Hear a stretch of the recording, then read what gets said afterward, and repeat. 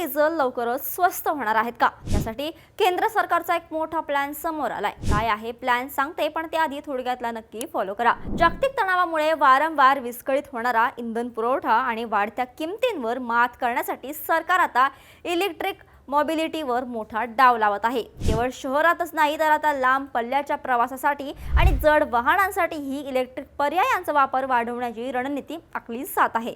National हायवेवर ठराविक अंतरावर अत्याधुनिक फास्ट चार्जिंग स्टेशन्स उभारली जात आहेत. नीती आयोगाच्या अंदाजानुसार 2030 पर्यंत जर 20% वाहनं इलेक्ट्रिकवर आली तर सुमारे 6 कोटी वाहनांना पेट्रोल डिझेलची गरज भासणार नाही. विशेष म्हणजे देशात सर्वाधिक इंधन खाणाऱ्या ट्रक आणि बसना इलेक्ट्रिकमध्ये रूपांतरित केल्यास तेलाच्या मागणीत मोठी घट होईल. जेव्हा तेलाची मागणी कमी होईल आणि सौर, हायड्रोजन सारख्या पर्यायाची ऊर्जेचा वापर वाढेल, तेव्हा आपोआपच पेट्रोल डिझेलच्या किमती कमी होण्यास मदत होईल. हा प्लॅन यशस्वी झाला तर सामान्य जनतेचे पैसे तर वाचतीलच, पण प्रदूषणही कमी होईल. सरकारचा हा इलेक्ट्रिक प्लॅन तुम्हाला कसा वाटतोय? तुमचं मत खाली कमेंट्समध्ये नक्की सांगा. ही रील तुमच्या जवळच्या लोकांना नक्की शेअर करा आणि अशाच घडामोडींसाठी थोडक्यातला फॉलो आणि सबस्क्राईब करायला विसरू नका. बातमी म्हणजे थोडक्यात.